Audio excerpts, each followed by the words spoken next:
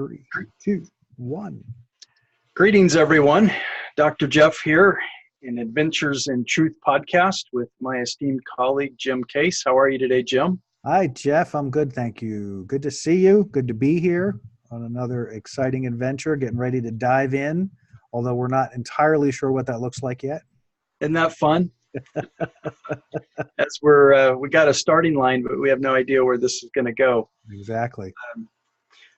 So I thought that we might talk a little bit about why we're here, reaching back to maybe our first few podcasts without getting into the theology and the philosophy of it all.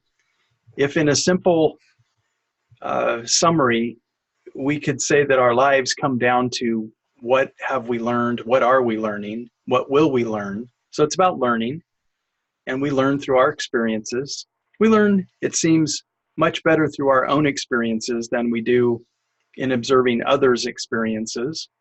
And there's many age-old colloquialisms and sayings about do as I say, not what I do, and all the like. Or you could watch people injure themselves, but then we go out and do the same thing until we get injured, and one day we say, oh, okay, I don't want to do that anymore.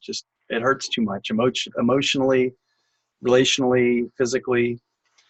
But if life really is about, if our incarnation on this planet is really about the lessons that we're learning, and we do learn, we do change. It might be slow. It could be a decade in the making before a genuine, true character shift takes place. And in some cases, people don't. But if that's what we're here to do, is to learn, and what would we really be wanting to learn? If the primary issue is about learning love, and we try to define what love is, it would come down to acceptance, connection, bonding, unity, oneness, allness, an idea of collaboration, an idea of playing as a team, and not our team against your team or our team against another team, but literally we're all on the planet on this big rock being hurled through space, going God only knows where. But we are really a team. We don't act much like a team. Well, I know I'm going on a good rant here right now. Still talking about what are we here to do? What is our primary purpose? And if it is to learn, then we'd have to say, what is it that we're learning? So I'm number one, here to learn. What is it I'm here to learn? How to love myself, how to love others, how to accept, how to be open, knowing that we really are here having quite a wide range of different experiences. And then once we have this learning that we've done, then we start teaching through our examples. Our lives are being observed by others, both in the physical and perhaps in the non-physical or the metaphysical. But we're teaching whether we know it or not, whether we like it or not.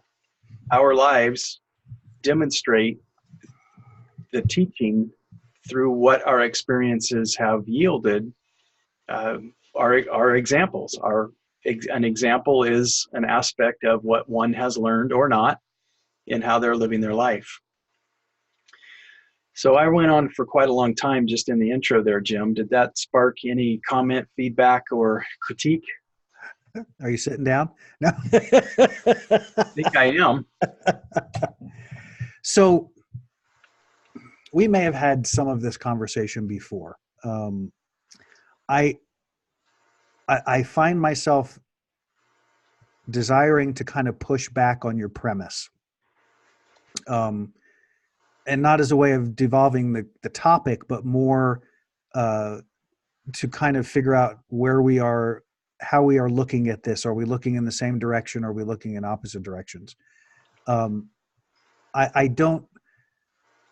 So the beginning point is I don't see that we're here to learn. I don't. That's quantifiable, and it's also, to me, is it keeps things in the same kind of vein that there are, and we talked about this a little bit, that there's there's right ways and wrong ways. There's winners and losers. There's the learning thing to me is also very linear. It's very mental.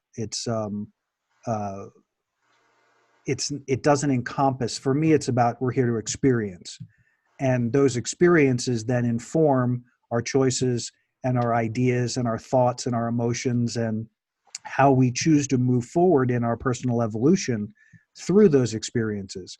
And those experiences then, once integrated, become the action of our lives or the way we move forward, and that becomes the example. Because I have experienced this thing, and through this thing, I've come through and to a new place, a new, because it isn't always the case that experience leads to, no, that's not true. Actually, now that I'm saying that, experience always leads to evolution. It just depends on how you interpret or how you dive into that integration that will decide which paths you choose to walk from that particular experience. So, for example, since we just recently have been talking about death, um, just as a short example is, so the the experience of death, meaning the people who are observing the process of death in another human being, not that I'm going through the process of death, but there are as many different experiences of that as there are people, meaning how I approach it because of what I have experienced in my life is vastly different than how even my brothers approach it, because their experience is very different than my experience, and my life experiences are very different. So we have a very different entry point, and then once in the experience, it's a question of perspective, and how do we manage our perspective within that event. um, Again, all driven on all the things we've talked about before. What is the subconscious process? What is the unconscious process? What is the conscious process? So first and foremost, that for me is a little, in concept, is a little challenging and feels a little limiting. Um, and I'm not unwilling to have that be the conversation. I want to make sure that when I'm talking from my perspective, that I'm not trying to change your viewpoint. I'm just trying to come at it from my understanding versus where you're coming from in your understanding. um, Having heard both my own and yours, I would say we're on exactly the same page. okay. I heard no difference from what I said and what you said, and I even used we learn through our experiences. If you back us all up and listen to it again, you'll hear that I did in Oh, fact. you did use those words. Yes. I'm not sure. I think we're on the same page. I guess the starting premise was we're here to learn, and I just categorically disagree with that. We're here to experience. If we learn something from it, that's great, and we'll always grow from it in one direction or another. Um, so I guess I don't know what that why that kind of sits funny for me, but um, Okay. Well, I, let's keep going and see where we wind up yeah, with how yeah, that sits for you. Uh, whether whether we like it or not, watching other people how they live their lives is also part of the learning, part of the experiencing, both in things we want to emulate and things that we would say I will never do. hmm I always crack up when people come in and sit on my couch and they bemoan how they've become their parent, and they swore that they would never allow that to happen, but yet, wow, there it is. There's even TV commercials on. I think Geico has a commercial about uh, not becoming your parent or something like that. But it's enough of a thing that a wealthy business like that made a spoof commercial about it. well, isn't I find that fascinating, because how could you become anything else if you have not made conscious choices to do something different, or not even to do something different, but um, to what we speak about all the time, which is, in order to understand who you are now, you have to understand what you became from. That makes sense? Yep. Yeah. So um, the only experience that we have of how to model are the two people we call parents, or the one person we call parent, depending on your situation. So it's only natural that there's a part of you that's going to evolve to that, to some of that. If you do nothing between the beginning and now, you'll absolutely evolve into that, unless somehow you've created life circumstances that force you to have experiences that have you question the very basis of those ideas and thoughts and beliefs of the person that you end up becoming. Yeah. There must be something truly deep and profound at work. Is when you were saying, unless you consciously, if you don't consciously choose to not become your parents, you're going to. What I'm talking about is people who have consciously said, I will not emulate these same behaviors and personality traits and whatnot, yet they still get there in their political views, in their religious views, in their diet, their exercise, where they live, all that sort of thing. Oh yeah. It's interesting how close to perhaps the same end game people will get to, regardless of whether they choose to emulate it or not. It still seems to be quite a powerful force, that the end state is close to the same. I guess that's where we get the acorn didn't fall far from Yeah. the tree, or Right. something Not like did. That's that. right. Well, and it's interesting. The recent experience with my dad's passing. One of the things that we all the boys laugh about, but something that I was particularly aware of is if I get to a place of if I'm a little too stressed, or I'm not paying attention to my vibration consistently, my mother shows up. And what I mean by that is, and it's a joke because we lovingly call her Char because her name's Charlene. Um, and I found myself when we were all together in Pennsylvania, where I would start doing my mom just like that, and especially it gets intense when I'm in her energy for any length of time.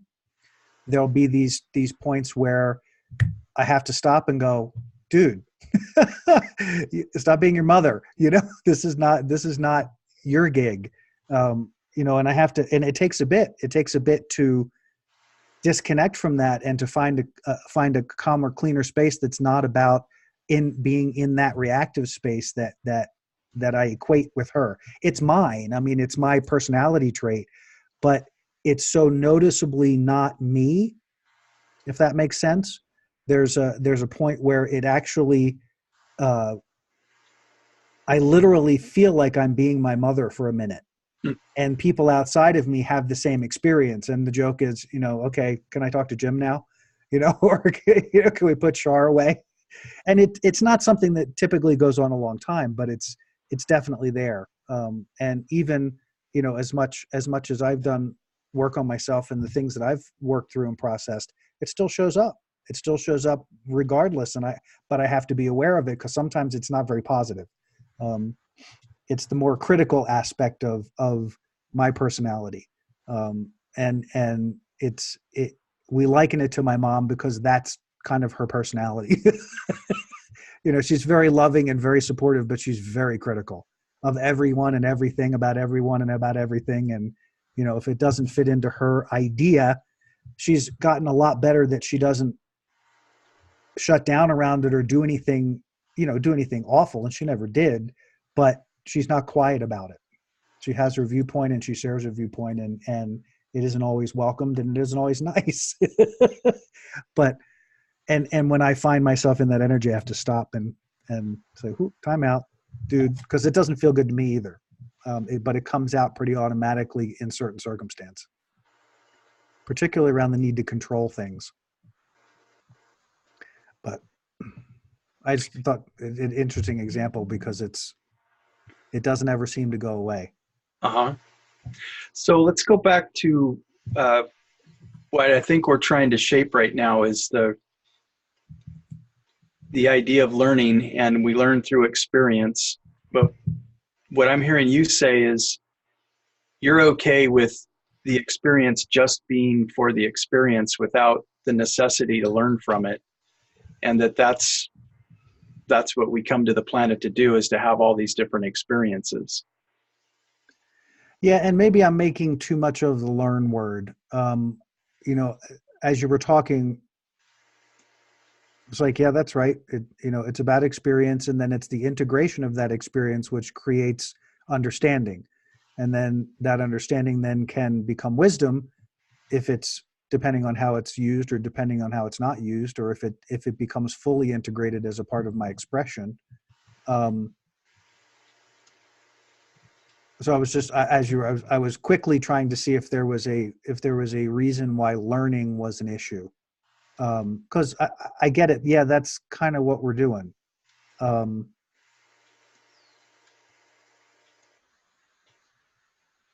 and I guess part of that is because I very much ascribe to the idea that words don't teach.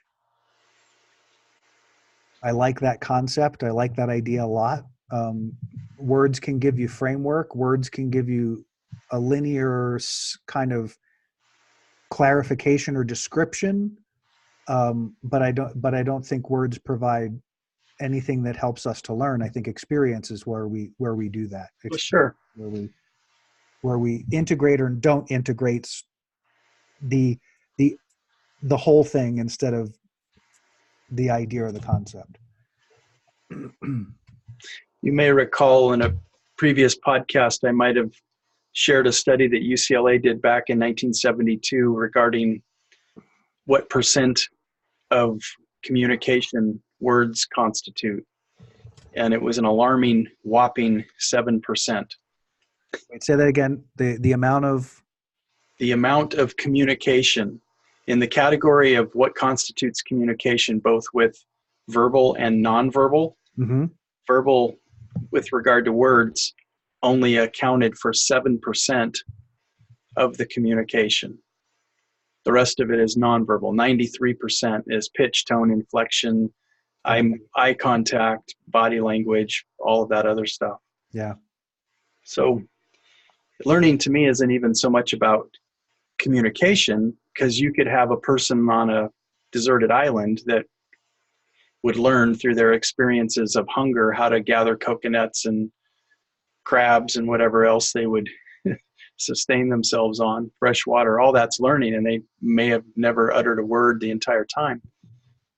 And if we could go from there to where that one person now discovers that on the other side of the island there's another person, now they have a conundrum of, are there enough resources here to support both of us?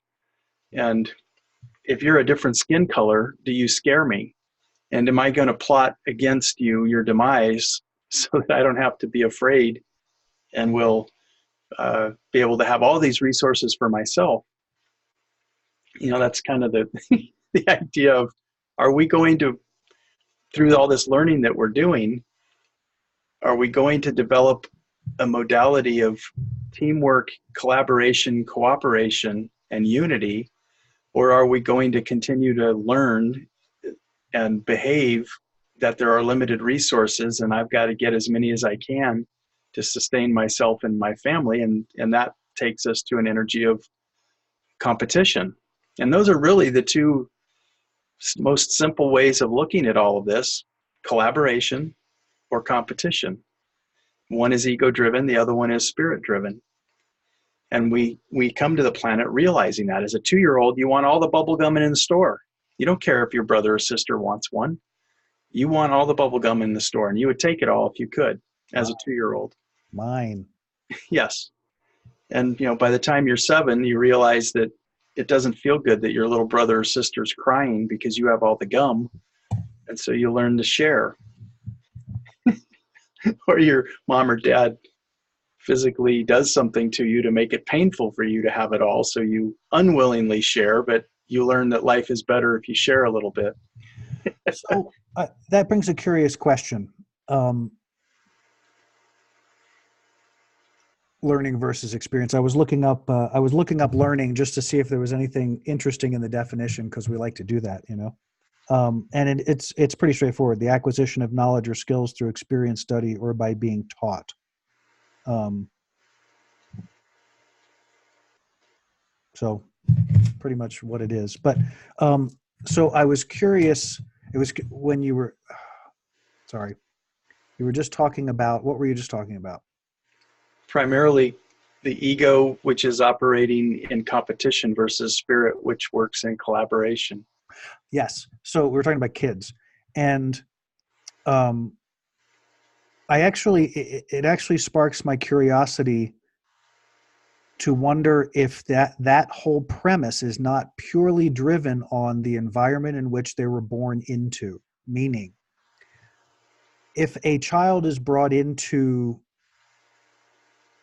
a or comes into a mother and father situation, and the parents themselves are um, fairly evolved in the sense that they have a good sense of themselves, and they understand that idea that you're talking about of the competition versus collaboration on a larger scale, so that their lives are more about collaborative effort than it is about competitive effort. And so even within the context of their relationship, there is a lot of collaboration. That foundation is what actually sets the stage for how that kid is going to experience either of those concepts. And so they're living out what they're experiencing, which is in some form, way or another, the one who needs to hoard all the bubblegum balls is experiencing something in the dynamic of the home life. One of the parents has that energy, and it's the energy they're focused on for whatever reason. Maybe their attachment is to this particular person as opposed to that particular person. But I've seen it happen where there are some kids who you could literally beat them every day and you couldn't beat the selfish out of them. And there are some kids that just need gentle reminder because they're experiencing other children who are in an environment that is very selfishly motivated. And so they're kind of confused in the socialization process, because this one over here screams and yells and throws a fit and continues to scream and yells and throws a fit until they get what they want. But this individual, but the more balanced parents recognize that, and then can provide some more context to the situation for the young child, so that they can release that I'm not getting it right because I should be doing it that way. And the parents saying, yeah, no, that's really not how we do things. That's not how they need to be done. So it just sparked that whole idea of that isn't a self-contained or a self, what's the word I want? It's inherited. It's what in that absorption process in the very early years, they don't miss a beat. Those kids, they don't miss a beat. They take it all in, and then and the predominant energies win typically. Well, sure. And some of that, I totally agree with you, is shaped at home. And again, that's kind of like what I talked about in the beginning of our podcast today. Through the demonstration of parents, what they're modeling is what the kids are picking up in terms of, are they philanthropic? Do they give? Are they part of some kind of a charitable organization? Do they volunteer their time or not? Yeah. Do they share their own food? Do they have a candy bar and break it in 3 pieces so mom can have one and kids can have them? I think moms sometimes do a better job of that than dads, but I was also reminded while you were talking that in different countries, and I can't quote chapter and verse on which country and what time period, but I'm thinking back to some class I took, an anthropological class, where there was an anthropologist who was eating an apple in front of a group of African children, and the kids were looking at him, and he didn't know that they were thinking, what a selfish SOB that you reached into your backpack and pulled out an apple and you're eating this in front of us. And so I guess he kind of clued into I'm doing something like a social faux pas right now. Mm-hmm. So he held up another apple that he had in his backpack, and he said, whichever of you children can run over here the quickest, you can have this apple. And none of them ran over to take the apple. And he's like, I don't get it. back home where I come That's from, American. yeah, there would have been a mob. Somebody would have pushed somebody out of the way. Somebody would have tripped somebody, to try to get over here and get the apple. Yeah. And, during his stay, it was explained to him that the kids recognized that there wasn't enough for everybody. So they didn't want to do what he was doing, which was eating in front of the rest of them, because someone would feel bad. So wouldn't that be cool if we could all love and live that way? It would be interesting to see in that particular tribe or clan or whatever they were, what would promote a level of fear in them that they would steal, kill, take from another human being or another group. Do they war at all? Do they raid at all? It'd be interesting to kind of know if that's what they're teaching their children. If there's not enough for everybody, then we don't want it. Is that across the board with them, or anyway? It'd be interesting to know, because that's a pretty cool philosophy if we could promote and teach that. Yep. Well, and it could be that some of that is driven off of the economic status of within the circumstance of that culture. So because there wasn't much to begin with, what does come comes for all and not for one. Mm-hmm. Which again, those kids had to have had an experience of that, and their culture continues to reflect it to some level. Because I mean, I'm not the authority on it, but I know I've seen a ton of stories and documentaries and movies that talk about that very thing, and how, yeah, there's still some people within that culture that have a different experience. Some think that's the only way to get out of what they perceive to be a negative experience, while others don't perceive it as negative at all, as it is just what it is.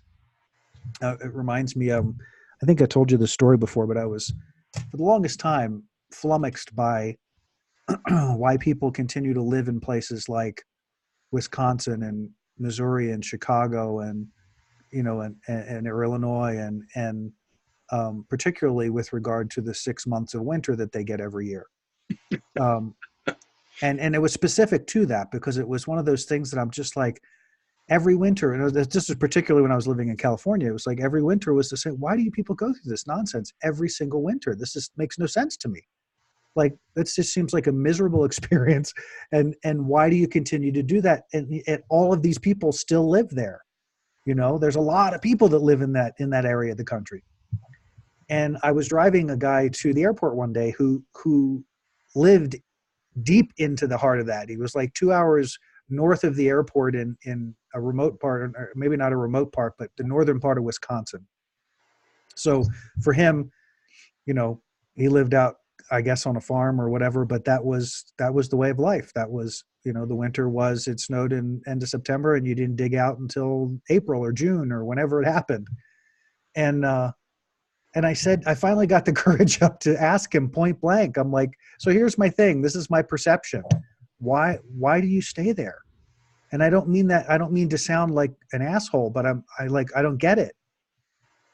And he sort of looked at me and went, like he didn't understand the question. And then he said, I've lived there my whole life. It's what I know. I don't see it as good or bad. It's just what is. Mm-hmm. It's what I've experienced, and it's what I know. And it was like all of a sudden, like a bazillion light bulbs went off in my head. Like, oh my God, it was that easy and that simple an answer. It's not anything complicated or convoluted. It's just, that's my experience. I grew up there. That's what I know. It doesn't look bad to me. It doesn't feel bad to me. It's just, this is how we live, and so tying that to, your story with the kids and stuff, I think there's a subjectiveness. Sometimes we look at that and say, well, how could you be happy? How could there be collaboration in that environment when you're all poor? Like, that Right. doesn't make sense. Why aren't you killing each other to get out of there? Why aren't you fighting with each other and shooting each other and killing each other to get the hell out of there? Because Yeah. Well, they don't know they're poor, just like the guy from Wisconsin didn't know that that exactly. was harsh, and it's just They was it don't know they're poor, and they don't have a judgment about it. It is what it is. And what's true in that environment is we accomplish a whole lot more together than we can individually.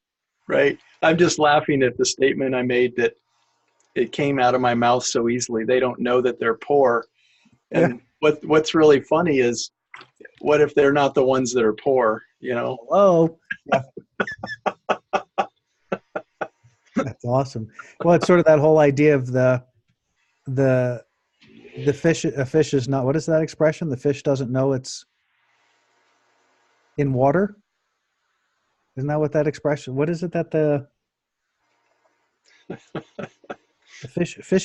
fish are not aware? No, something similar to that. That their environment is their environment. They don't see it as anything different or separate. It's just part of the experience. If we backtrack for a moment to the example you were talking about earlier of kids at home, like in the American model of, we were talking about selfishness and over time learning selflessness and team and collaboration and all that. And I haven't watched children's cartoons in quite a long time. But I do remember some of the ones I watched as a kid. And I certainly remember 25 years ago when my kids were young, watching some of the same cartoons were still on. And then there were some new ones. But a lot of what concerns me today is all of the video games that young boys are playing. And even in some cases, girls they can converse about them. They're aware of them because it allows them to be conversant with the boys about the games they're playing. But most of the games today are very violent Mm-hmm. and involve some kind of first person shooter, or there's some war involved. There's death, destruction, violence. And it's like, it is absolutely pandemic, Yeah. because it isn't just in America. These games are going worldwide, and it's a social thing. There are some of these games that are just as popular as Facebook or Twitter or some of the other Instagram social medias. That this is how kids are communicating with each other. They're not using the social medias because they're doing it through their portals or the apps within these games. Yep.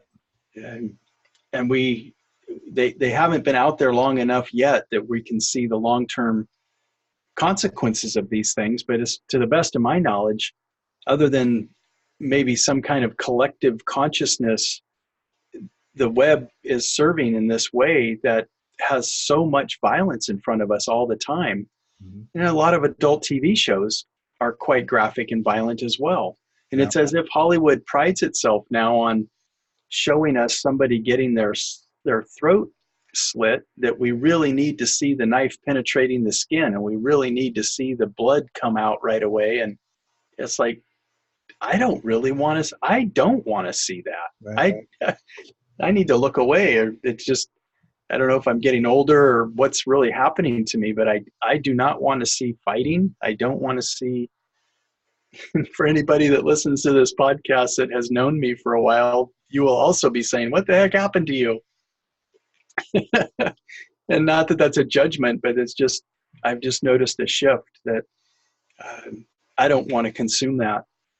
I'm not saying at all, but certainly not to the appetite that I once had, Mm-hmm. the desire that I once had. But it's alarming to me with the numbers of kids that I see in my practice that all they want to do is get on the web and play these violent games. And that's going to keep us locked into, what are we learning? What are we teaching? How could you not want to do that when you're an adult? How could you not think in a really heated argument that some form of violence might be the answer, like you've practiced 100,000 times in your video games? Mm-hmm. Well, you can't level up if you don't kill something. Is that how it works? Pretty much, depending on the game. And I mean, even Michael likes to play Zelda, which is more kind of an adventure experience. It's all these different worlds you get to go play in, and you go on these quests. But in order to get through things at key junctures, you have to kill something. There's something that shows up that you have to somehow, some monster, something you have to get past, some person you have to get beyond. It's not like War of World or World, whatever that is, War of Worldcraft or Warcraft or whatever the hell that is, or the I don't know if they still do the driving one, Yes. the car stealing, Grand Theft Auto. Theft Auto. But all of them require, yeah, all of them require to kill something before you can move on. Kill or be killed. That's the deal. Michael's forever getting frustrated because he gets killed a lot. trying to work around or kill whatever it is that's on the other, that's on the screen. But it's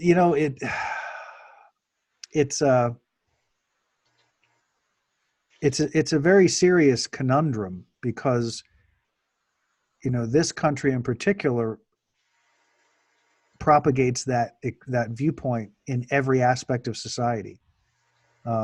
Collaboration is a buzzword that gets used in organizations to guilt people into working together instead of competing with each other. I don't think there are probably a few companies that actually come from a place of collaboration, and I'm thinking of potentially like Google, some of the bigger companies that have that kind of created an environment to generate that kind of energy. I mean, Apple does. It doesn't mean they're not competitive, but I think there's that industry seems to need collaboration to be successful, because you're collaborating between ideas and code and how do you make the idea become some form of reality. That takes a lot of people doing a lot of different things to make that happen. But so I guess the question is how do we, and maybe this comes to your question about, and maybe I don't know if it's here to dive in or not, but the idea of that masculine and feminine, all that energy that's out of balance, and how do we find a way to shift to that more divine feminine energy? How do we find a way to move the needle from this kind of myopic, paternalistic, masculine, whatever it is, mess that we are currently in? Because the tendrils of it are just, it's getting harder and harder to kind of engage the world, because it's gotten to the point where even on the basic level of Republican or Democrat is kill or be killed. I mean, I don't mean that literally. I mean, it's probably more, it's more figurative that way, but the lack of understanding on either side of the fence, I find myself stuck in numerous times kind of going, oh my gosh, there's such a vast chasm between these two ideas, and how do you create a bridge between the two, because they're on different planets. They're on completely different wavelengths. It's not like you're on either side of a chasm and you could kind of come up with some ideas to cross it. There's no connective tissue. And so I said a lot of words there, kind of throwing ideas around to see where this. I have a desire for us to take this somewhere that we can maybe provide some tools or offer some ideas or thoughts or concepts to help. Yeah. Well, you asked a good question a few moments ago about what could we do, what can be done to promote. And if we don't like the word collaboration because of its corporate connections, oneness, allness, You know, no, collaboration is fine, and I wasn't meaning it to sound that way. I don't have an issue with the word. I'm saying that the word has been Yeah, taken over in yeah, that I context. agree. Yeah, yeah. Compassion would be the opposite of competition, or an opposite. It doesn't. You usually don't find compassionate combatants or compassionate competitors. Although we do have sportsmanship awards and things like that for giving your soccer player that you knocked down a helping hand to get back up again. Uh, that's generally those usually don't go together.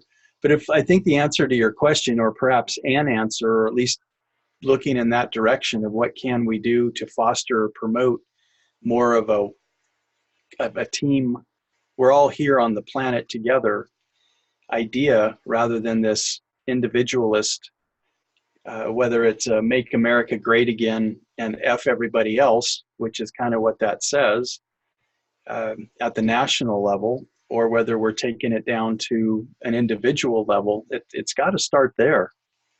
That as an individual, I could really say, what more do I need with regard to experiences or possessions or materialist sorts of things?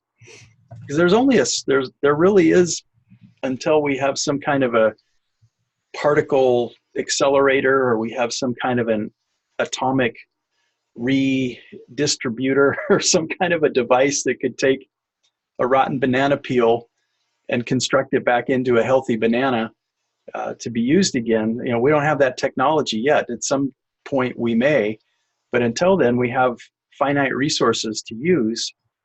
And here in America, we're not taught to share. Our programming is consume, consume, consume. And for the most part, are people really happy in that program? And my observation is the answer is no. Yeah. There aren't enough trips people can take. There aren't enough new cars you can have, or there isn't a house you buy at some point that you're completely satisfied with for the rest of your life.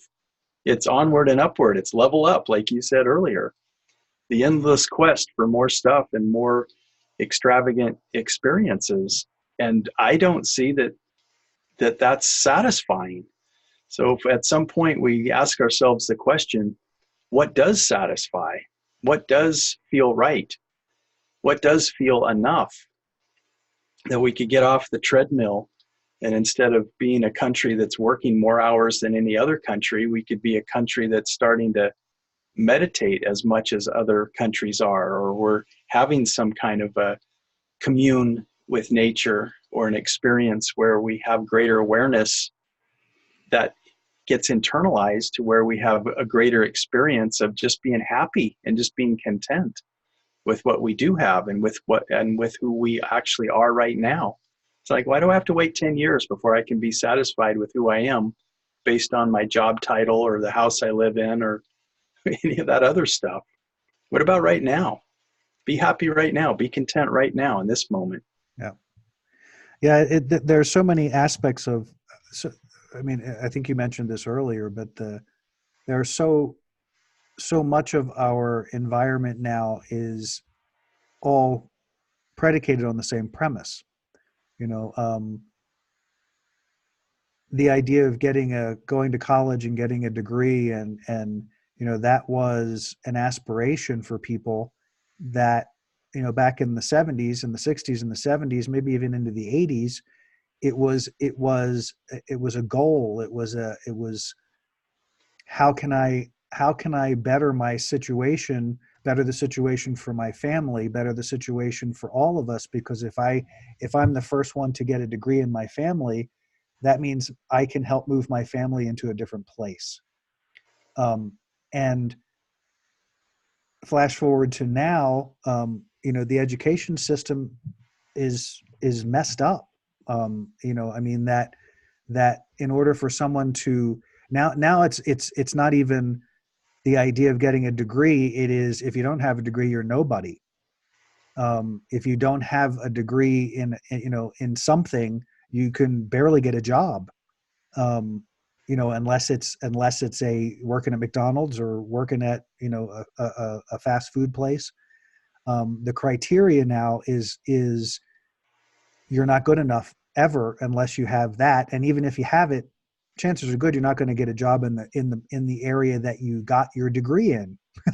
Even, you know, I was talking to somebody about it the other day, and I said, it's extraordinary that it's supposedly an important part of the evolution of this culture. It's such a big deal, and yet the individual who's doing it gets saddled with multiple hundreds of thousands of dollars in debt that they'll never get out of in order to have that. So you can't win from any direction. And that to me is very disconcerting, and I can't even imagine what it might feel like for young people now coming up through the system that they don't agree with, and it's obvious that they don't agree with it in my perspective. um, this sort of mass management of people through a system that's broken, that doesn't serve people and doesn't teach them things they need to know, and then requires them to continue to learn things and spend money to learn those things in order to find a job so they can pay back their loans for learning how to do that thing. Makes no sense to me at all. And Yeah. yet we keep trying to push the same shit, keep trying to put people through the same pipeline.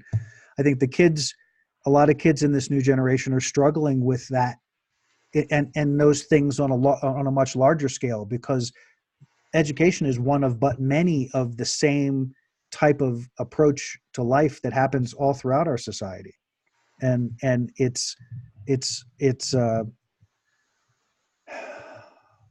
really challenging. I mean, it's challenging. It's challenging. We talked a little bit about this before we started. We're talking about the mass conscious thing.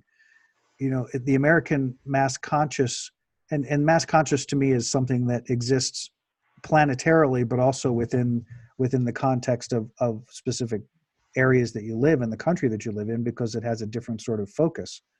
But it makes it really challenging if your interest and if your desire is to become more of who you are, learn more about in the realm of consciousness and energy, and like you said from the beginning, why are we here?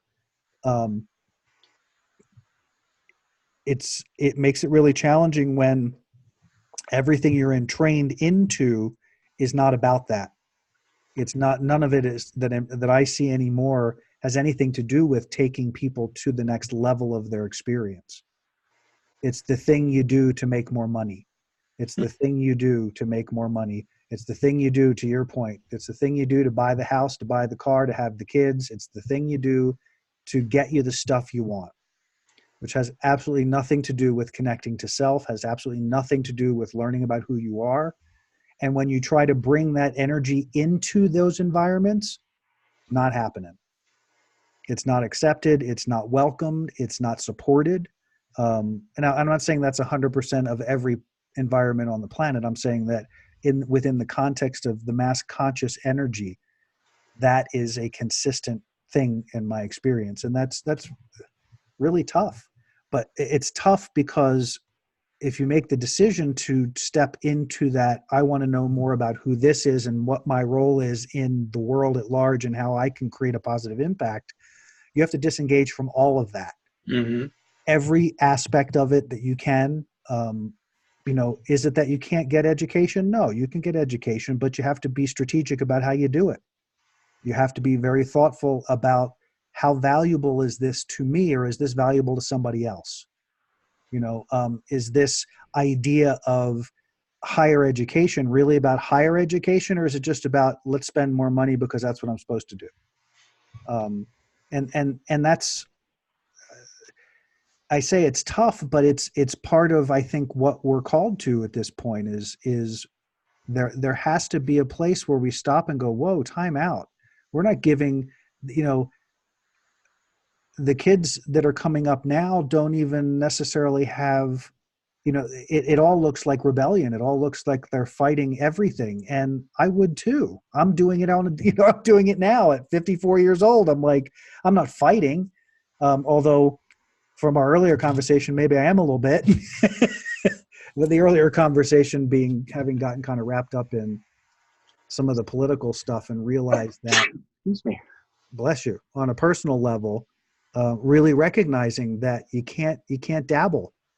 It doesn't work. You can't you can't strive to increase your vibration, increase your energy, increase your understanding and connection to yourself and to the larger part of the universe or God or whatever you call it, and indulge in the that base energy that we've been talking about, that competitive, uh, uh, non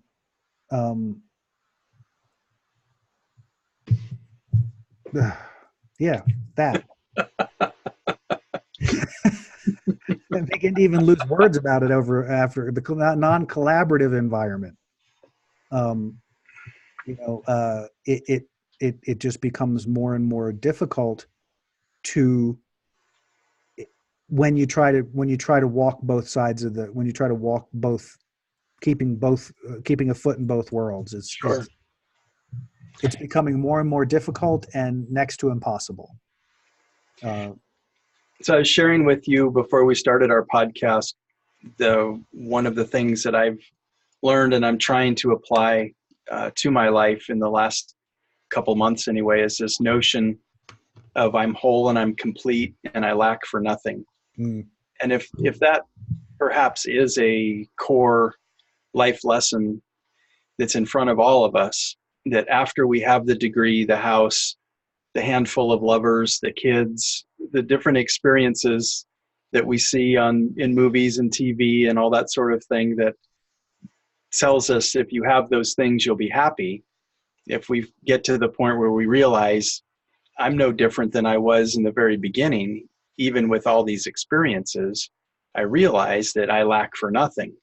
I don't lack, my life isn't going to be any more complete or rich or more full. I'm not going to be of any more use or value to the universe or to God or mankind if I have a bigger house, a faster car, a younger spouse, an older spouse, a richer spouse, any of the different things that people are looking for uh, as plus ups or level ups. mhm. I had it all the time, kind of like the line that Dorothy had in The Wizard of Oz, there's no place like home, and realizing as she wakes up from her dream that she had everything she was looking for all along. Yeah. Perhaps that's, we go through all of these experiences to learn that. And then if once we learn it, we realize, well, I don't have to be such a big consumer, and I can move more into collaboration, because I realize that perhaps what does help me feel better is helping others feel better, in sharing, and just sharing is a good place to be. And that's what we are doing in our podcast, is we're sharing. We're sharing what we've learned, what we've experienced, Mhm. what we think we know a little bit about. We could be completely wrong, and then part of that would be, well, if we're completely wrong, then don't do this. But either way, we're sharing, we're trying to give. Yeah, and I think that is, the height of collaboration. I think it isn't necessarily that we have to be engaged in some humanitarian effort to do something grand, and you can be, but I think it's cart before the horse. A lot of times I think people go into those things thinking it's the right thing to do, and they learn a ton doing it, and that's a challenging way to learn about service, and what sometimes, if you're trying to use if you're trying to use the event to get to the end result, instead of cultivating that energy and then taking that energy into the world, it's a whole different animal. But again, because we're all such unique and different and individuals, um, the things that we've learned, the things that we can share here, and hopefully reach some people who are looking for this information, or who are wanting to connect to people who have a better understanding, or feel like they have a connected understanding, or whatever that is. This is a great place for that, because we're just trying to share life experience, and hopefully it sticks for some, and for others it may not. But I think because we come from very different perspectives in our history, that it's kind of cool too, because there's so many places we find um, collaboration, in the things that we just talk about and the things that we understand, like even at the beginning, the use of the word learning, and that there was no part of the conversation that had to be anything other than, here's what your experience is, here's what my experience is, now let's figure out what the language differences are and whether they matter. Right. And they don't in this case, and in most cases they probably don't. It's just, I have a perspective and a language based on my life, you have a language and perspective based on yours, and now we got to find where they come together. um, that that to me is probably some of the most profound things that two humans can do together, where there is absolutely no judgment about any of it. It's simply, this is how it feels, this is how I feel, this is the experience I'm having. I need to sort out, is this experience coming from some other place, or is this a legitimate experience within the energy dynamic that we're having? And it's great either way, because if it's in the dynamic we're having, it's easy to sort out. If it's outside of the dynamic we're having, it's my problem, and we can bring it in to work on it or to talk about it, but it isn't, there's clarity there. So you're still not in a place where there's any burden to it, or there's any competition in it. It's what we were saying before in relationship. It's that uplifting. We're taking it, okay, how do we uplift this idea, how do we uplift this idea? We're calling it diving in because we're going deep into these topics, but what we're trying to do is lift the energy so that it can be seen more clearly and can be explored by anybody. So now you have two more experiences of things, being mine and yours and ours, that we're sharing, and people who are listening or participating now have even more of a perspective, potentially, Right. to take their next step toward, hopefully toward that idea of, like you're saying, of that more collaborative, more divine feminine energy that is about taking what we have, taking who we are, and being the fullness of that and contributing that to the whole. Did that stay on topic? Well, it was a wide open topic, so yes. Okay. That you could kind of come at this topic from a whole bunch of different angles, I think. So that one certainly applied. True that. So what can we give the folks today to maybe, it seems like we come to the same place with many of our podcasts, which is taking the time to learn who this is. Mm-hmm. Dis in including who this is including everything that happened from day one. So it's an evolution. You're not going to have it all in one day, you're not going to have it all in a week, but you can make quantum jumps, just by taking the time to get quiet and taking the time to find that energy in anything you do. There's, every time you engage in any kind of project, any kind of work environment, any kind of relationship, you can actually consciously choose to be competitive or collaborative in the situation you're going into. And you can find that out by getting quiet and noticing the tenor of your thoughts about that thing. Noticing the direction they go in. Is it automatically about, I got to do this so this person will like me, I got to do this so my boss will think better of me? Or are you, I have these gifts that I can present for this particular event that I think will be valuable, how can they be used by everyone? And having that come in, but again, that's a step. It's an extra step in the sense that it makes you it makes you stop, take that breath, take that moment. Hopefully it's more than just a moment if you can do it. Maybe it's 15 or 20 minutes. It's a little bit of time to really be in your own space so that you can see what your dynamic is doing within that, so what has to be or what can be changed or shifted or needs to be worked on in order to contribute. You may discover all kinds of things that you can't do anything about in the moment, but you've discovered them. And because you've discovered them, now you can navigate around them, through them, around them, whatever. Or to your point earlier, it can be a powerful opportunity at communication, whether again it's in a work environment or relationship, it's an opportunity to say, hey, I notice this as I'm wanting to contribute here. I'm noticing this. Anybody else noticing this here? Is there some larger energy we could tend to, here that would make this even more collaborative instead of this feeling of competitive or this feeling of somebody's got to be better. We all got to we all have something to contribute. It just, you have to know what that is to some degree. I like the idea of our podcasts helping us learn, like you said, who this is. And that is really the exploration that we're undertaking. And as we learn who this is, that we can love who this is, both the light and the shadow. We come with both, and that we could accept ourselves regardless of the labels we've taken on, the names we've been called, and the belief systems we've created that would make us anything less than 100% lovable and acceptable, whole and complete and lacking for nothing. That's just a beautiful place to live. And if you're not showing up that way, you may believe that you're whole and complete and lacking for nothing, but if you're not showing up that way, the universe will let you see, it will let you have experiences where you could see that your walk and your talk are not in alignment. Mm-hmm. And that's part of the learning. And as a tool, I will say that the way that you are able to determine that is the tenor of your emotion in the context of whatever it is you're doing.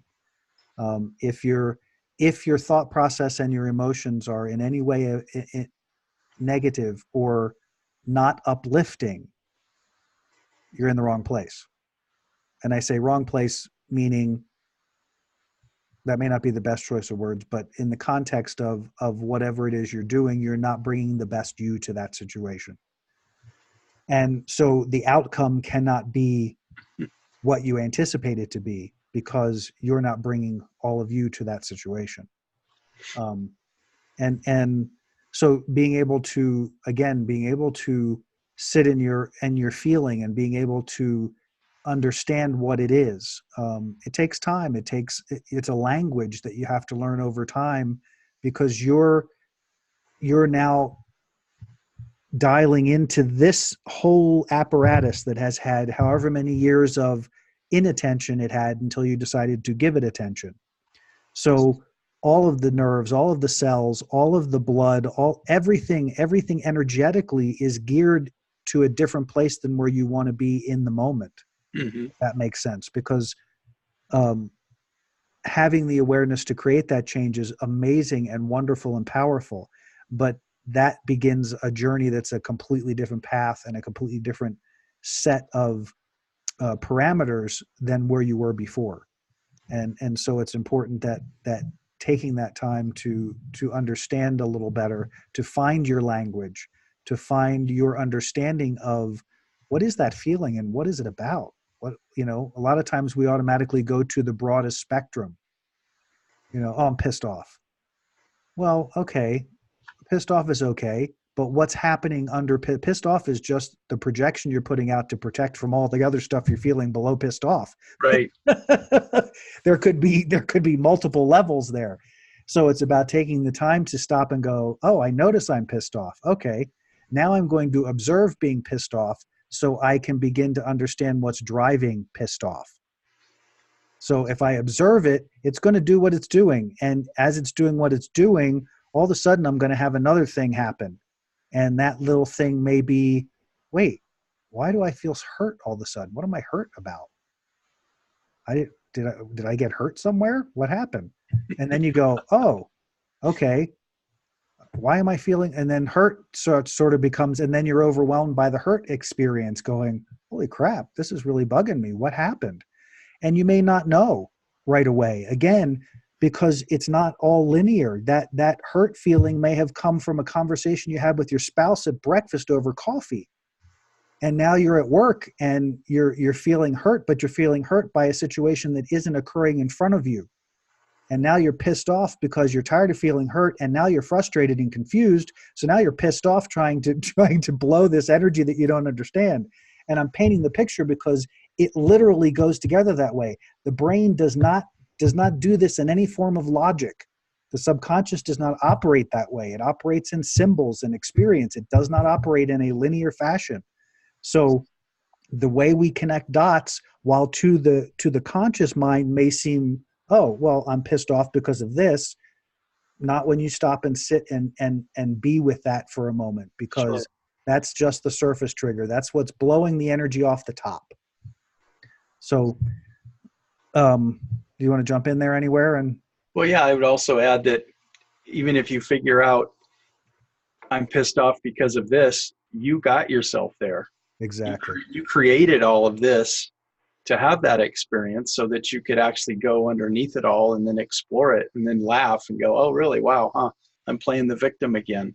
Or, you know, I think life should be fair. Or there's some kind of core belief system that's out of play, or that everybody should be nice to me, or there should never be a dog that bites me. You know, all these kind of different things that are just laughable Yeah. when they show up.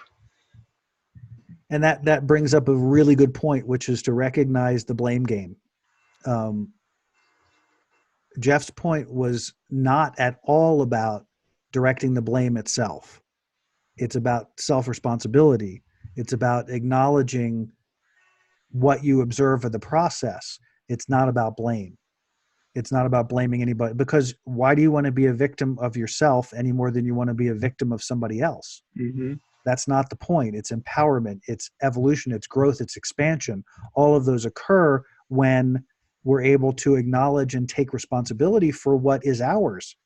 And once you do that a couple times, if you're not comfortable with it, what you'll find is that it becomes liberating as all get out. Because as soon as you recognize, oh, okay, what's going on here? Okay, I'm pissed off. Okay, what events transpired here? How did I engage in this? How did I engage in this? Not how did they engage me in this? How did I engage in this? And over time, and it doesn't necessarily take a long time, it's because that belief that we deserve to be punished or hurt or blamed is just more of the same mass conscious garbage that's just not, it's not pertinent, really. When it comes down to it, it's completely not relevant. It's just a way to deflect. It's a way to not go there. Mm-hmm. So find that, if you find that blame thing going on, that's why I was sharing with the story uh, about my experience of dabbling in the politics a little bit, recognizing that all of a sudden I thought I was seeing myself as a victim, and I went, "What? Wait, whoa, time out."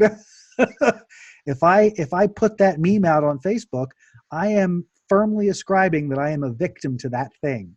Right. And I've just, not only have I said it in words, I put a frickin' picture out for the whole world to see. Look at me, I'm a victim. No, no, no, no. So what I did about it was I took responsibility for it and I took it down, because that's not what I want my energy to represent. That's not who that's not who I am. Right. Not my energy. Is it a part of me? Sure. Part of me loves to get pissed off about stupid shit. Who doesn't? We're human. We like to find ways to be annoyed about things sometimes. But in the end, if it's something it's causing disturbance in my force, it's causing the disturbance in my field, and the disturbance is because I put it there, not because we're paying taxes. I put it there, and putting it there put me at a place of then opening my energy to all of the things at that level of vibration. I don't want that. I'm not opening a door to a vibration that I've worked many years to not participate in anymore. Right. So that's the encouragement, and the encouragement is see it as empowerment. See it as it doesn't serve you. You are attempting to bring out the best possible version of yourself. And if you were going to get dressed up to go to a fancy ball, and you had to wear a full-on tux and a big dressy thing, would you put a dirty shirt on? Would you wear a clean tux and put a dirty shirt on? Why? So that you could feel not really dressed? You're going to this big event and you want to feel fabulous and you want to look great and you want to feel like you look great, and you have a dirty shirt on. That's sort of like what putting the meme out on Facebook is like. You just put a dirty shirt on and tell everybody, Look at me. I'm wearing a dirty shirt. Yep. Yeah. So again, then you have to make the choices. And sometimes those choices aren't always easy either. When you get there and go, oh God, all these people responded and it created this engagement. And I go, I don't care. I contributed to something that I don't feel good about. I have to remove that energy now. And then we get better and better at that. Yep. But you got to do, left foot, right foot. I always say left foot, right foot. That's how you get from point A to point B. Left foot, right foot. Can't get there. You can't wish yourself there. You got to place your right foot and then place your left foot and walk and keep walking, keep walking. So there's never a dull moment in my world. There's so many exciting things to see and do and understand and learn and experience. And, that's my want for everyone, to have that level of enthusiasm and excitement for all of their world. Well, where do you think we wound up in our adventure today, Jim, since we didn't really know where we were going? So where did we end up in our adventure today?